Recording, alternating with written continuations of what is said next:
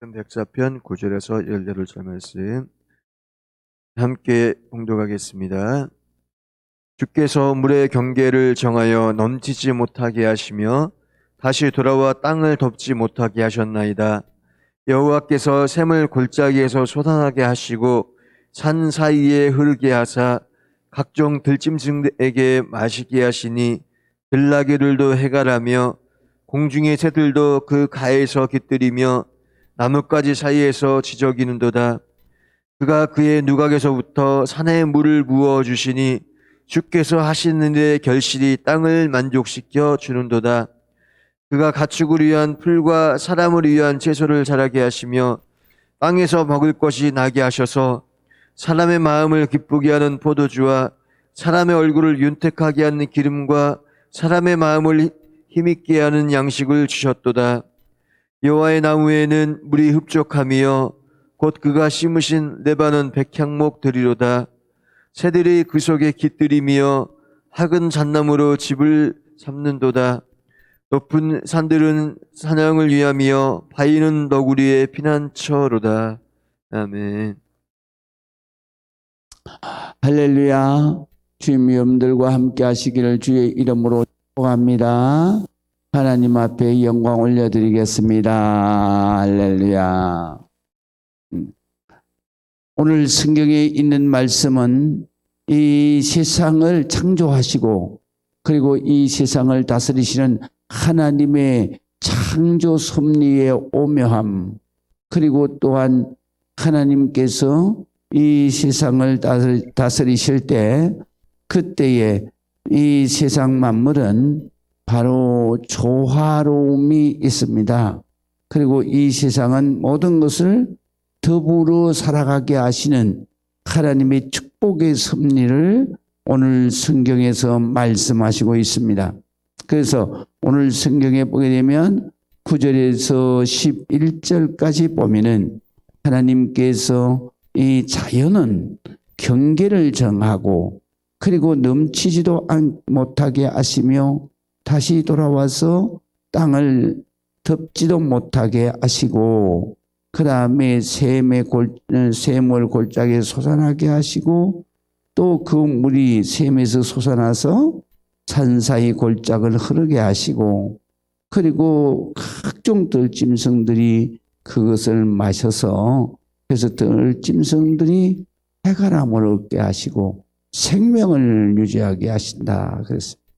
그러니까 이렇게 우리가 하나님이 창조하신 세계를 가만히 보면은 바로 이 서로 생존할 수 있는 그 세계를 그것을 잘 만드셨어요. 그렇기 때문에 오늘 성경에서는 바로 그러한 하나님께서 만드신 그러한 창조 세계를 질서 있게 섭리하시는 그 섭리의 세계를 깨닫고 하나님 앞에 찬송 드리는 겁니다. 그렇기 때문에 우리가 이 자연 섭리가 바로 돌아가고 그 다음에 운행되어지는 것을 보면 정말로 신기할 정도죠. 왜냐하면 이 약육강식의 체계로 이렇게 만들어져 있잖아요. 이게 만들어져 있는데 그런데 약한 존재는 많은 그러한 번성하는 그러한 하나님께서 번성하는 그런 걸로 만들어 놓으셨어요. 그렇기 때문에 이 강하게 올라가면 올라갈수록 바로 그 새끼라든가 이것이 숫자가 줄어요. 그래서 먹이 사슬의 제일 꼭대기에 올라가게 되면은 한두 마리로 이렇게 결정이 나죠. 그래서 우리가 생각하기에 맨 밑에 있는 먹이 사슬은 우리가 보면 그것이 가장 빨리 이 세상에서 멸종이 되겠다 그렇게 생각이 되어지지만 그렇지 않아요. 왜냐하면 제일 꼭대기에 있는 가장 강한 자가 멸종이 되는 거예요. 그래서 그런 것을 보면 정말 하나님께서 섬세하게 이 세상을 창조하시고 운행하시는구나. 그래서 오늘 성경에 있는 말씀은 무슨 말씀이냐면 하나님의 창조 세계는 분량에 따라 행하게 하셨고 그리고 또 하나님께서 공급해 주시는 공급을 받아서 그래서 서로 역할을 하면서 그러면서 이 세상이 존재되게 만드셨다라는 것입니다. 그래서 오늘 성경에 있는 말씀은 이 창조 세계가 하나님의 위대하심을 바로 증명하는 것이다. 그래서 신학적으로는 우리 하나님이 존재하는 것 그리고 하나님을 우리에게 보여주시는 것 그것을 갖다가 계시라고 그래요.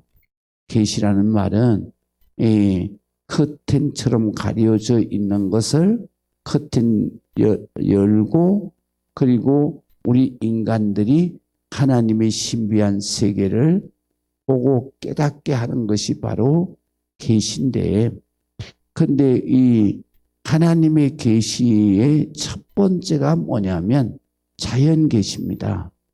자연의 이 운행, 자연의 창조, 그다음에 섭리하시는 그 질서를 보면서 이거는 누가 운행하는지, 누가 창조하셨는지 그것을 봄으로 인해서 이것은 하나님이 창조하시고 하나님이 이렇게 섬세하게 운행하시는구나.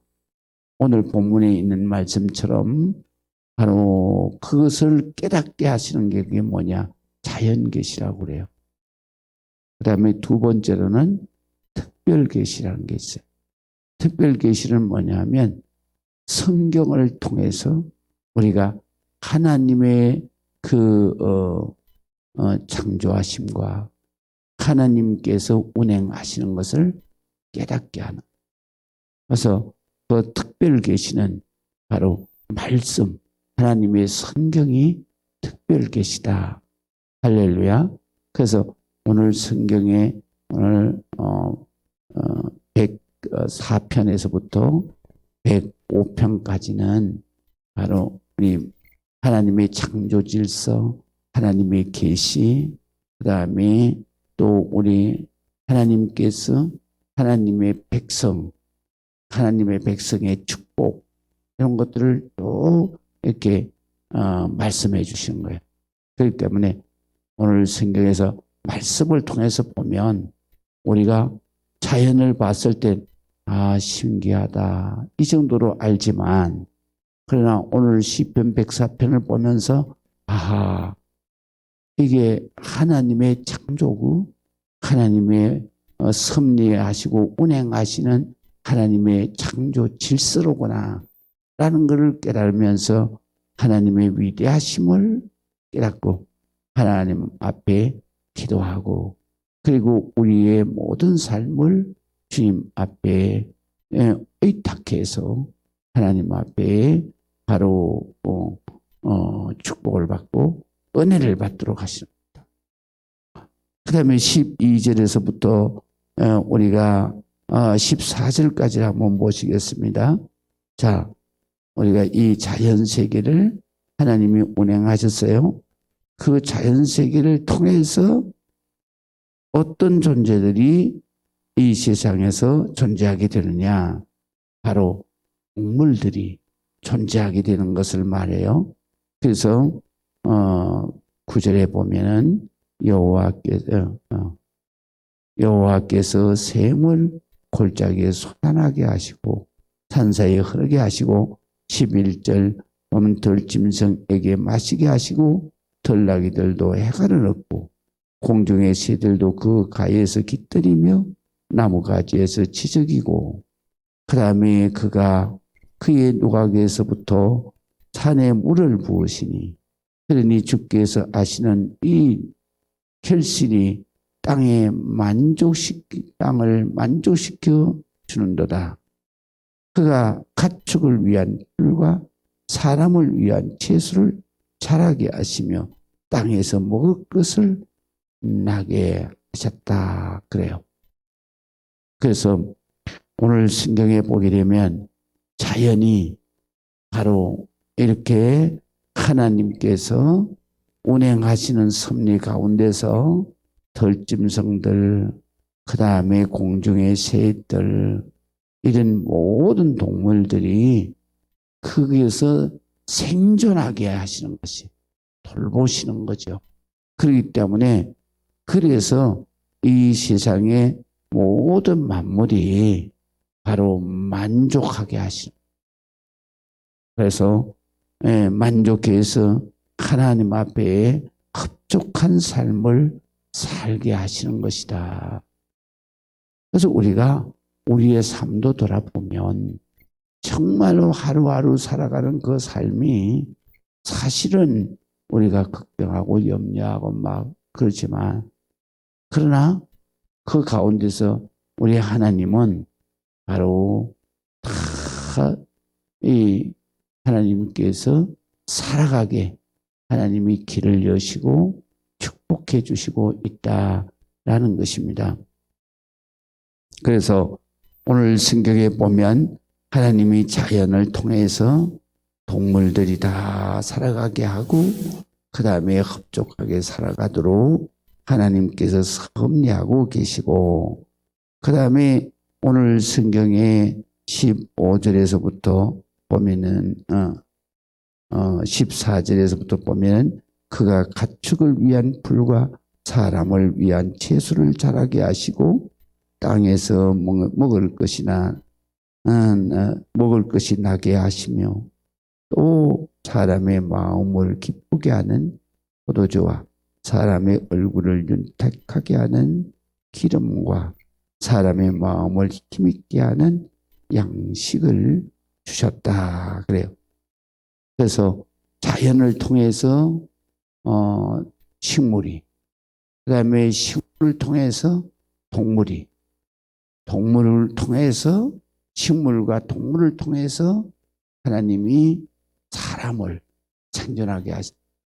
그렇기 때문에 창세기 1장, 2장, 3장에서 하나님이 에덴 동산을 창조하신 것은 이 세상을 창조하신 것이고 이 세상을 창조하신 목적은 하나님께서 아담에게 말씀하시기를 바로 너희가 여기에서 이것을 너희에게 주노니 너희가 여기에서 생육하고 번성하여 충만하라 그랬어요. 그래서 우리 하나님께서 채소와 양식으로 주셨다 그렇게 말씀하시죠.